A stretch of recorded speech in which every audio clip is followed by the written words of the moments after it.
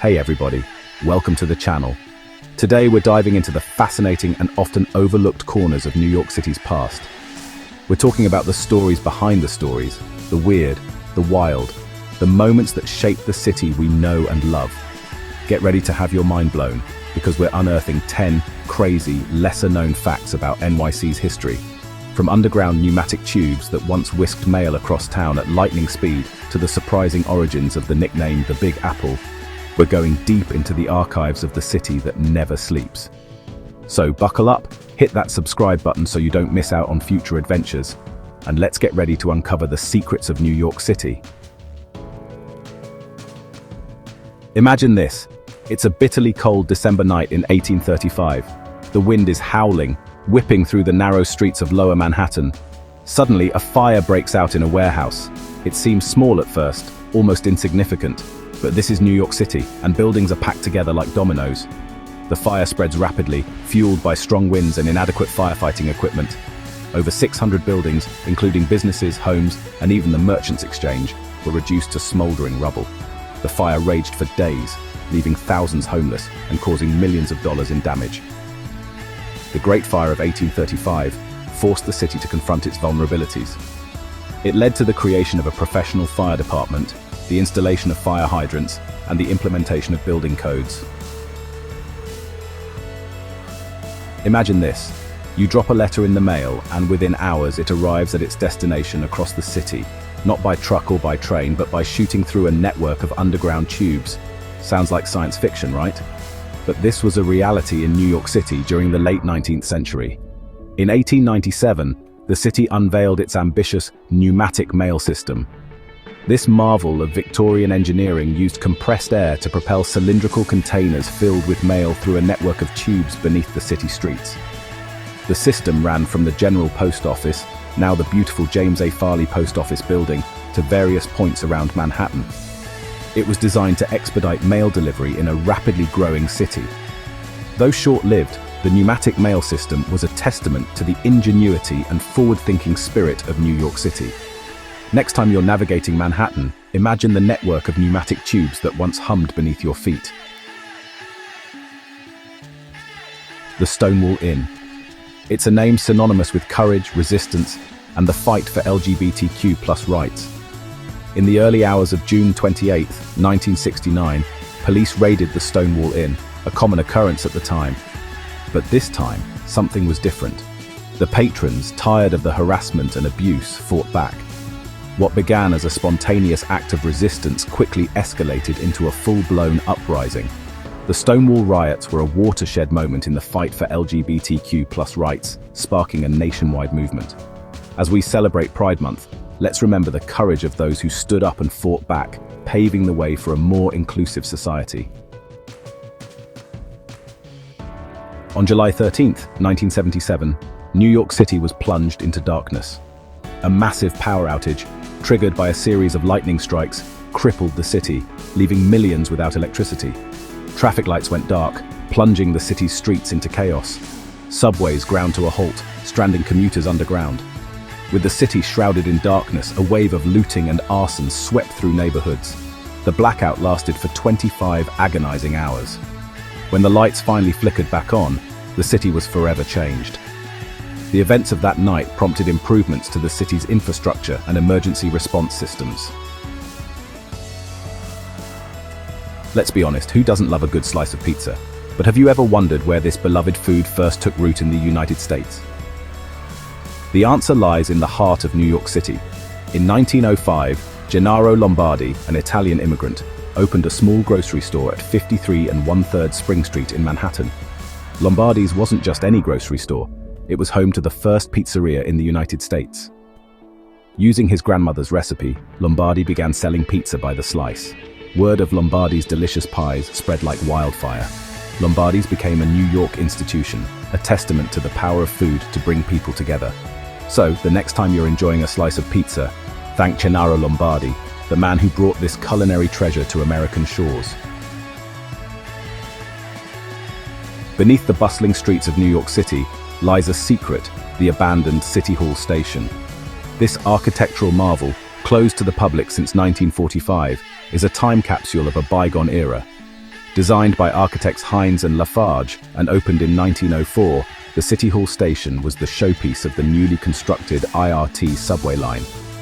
Skylights filter natural light onto the Guastavino tile arches, illuminating the intricate brass chandeliers and elegant curved platform.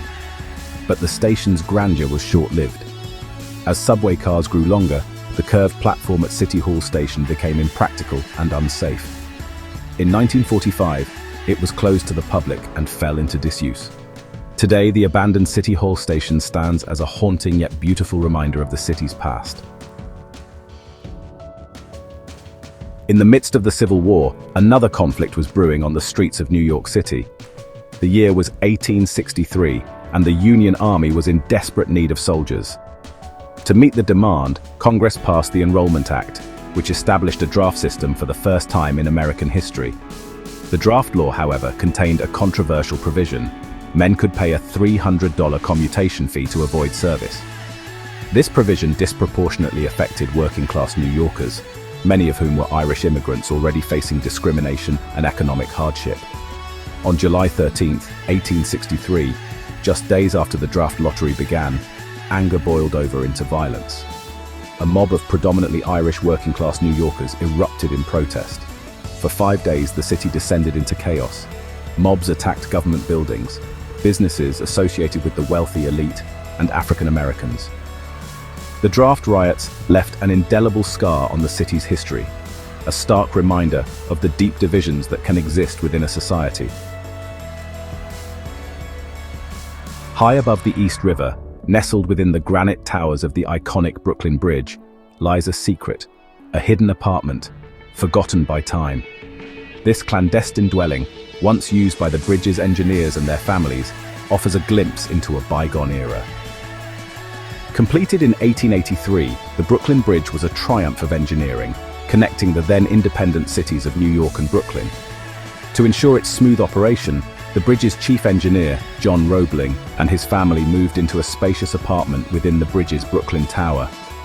The apartment, with its stunning views of the city, was a symbol of Roebling's dedication to the bridge's construction and maintenance. Over the years, the apartment was used by various bridge officials and their families, but as time passed, it fell into disuse. Today, the apartment remains largely untouched, a time capsule of a bygone era.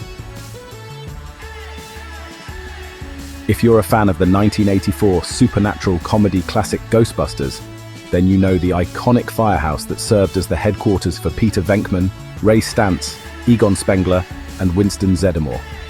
But did you know that this cinematic landmark is a real place with a fascinating history of its own? Located at 14 North Moore Street in Tribeca, the Ghostbusters Firehouse, known officially as Hook and Ladder Company 8, has been a fixture of the neighborhood since 1903. Its distinctive red doors and neo-Renaissance architectural style have made it a popular destination for tourists and movie buffs alike. But long before it graced the silver screen, Hook and Ladder Company 8 played a vital role in protecting the city. Its firefighters responded to countless fires, saving lives and safeguarding property. The firehouse's connection to the Ghostbusters franchise has cemented its place in pop culture history. So, the next time you're in Tribeca, be sure to swing by the Ghostbusters Firehouse. New York City is known by many names: the city that never sleeps, Gotham, the capital of the world. But perhaps the most enduring and iconic nickname is the Big Apple. Contrary to popular belief, the nickname the Big Apple has nothing to do with apples growing on trees or even falling from them. Instead, it has its roots in the world of horse racing and jazz music. In the 1920s, New York City was a hub for horse racing. Sports writer John J. Fitzgerald, writing for the New York Morning Telegraph, began using the term Big Apple to refer to the city as a metaphor for the big-time horse racing scene and the significant prizes awarded at New York's racetracks. The term Big Apple caught on, particularly among jazz musicians who associated it with the excitement and opportunity of New York City. It became a badge of honor to have played the Big Apple, signifying that a musician had made it in the competitive world of jazz. Over time, the nickname the Big Apple transcended its horse racing and jazz origins, becoming synonymous with New York City itself.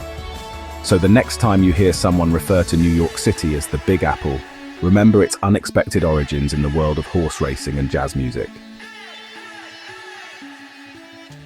Well, there you have it, folks. 10 crazy, lesser-known facts about the history of New York City.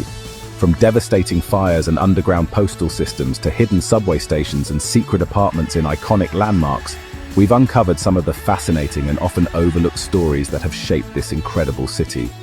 Thanks for watching. If you enjoyed these crazy facts about NYC, don't forget to like, comment, and subscribe for more amazing content. And be sure to let me know in the comments which facts surprised you the most. Until next time, keep exploring, keep learning, and keep discovering the hidden gems of history wherever you are.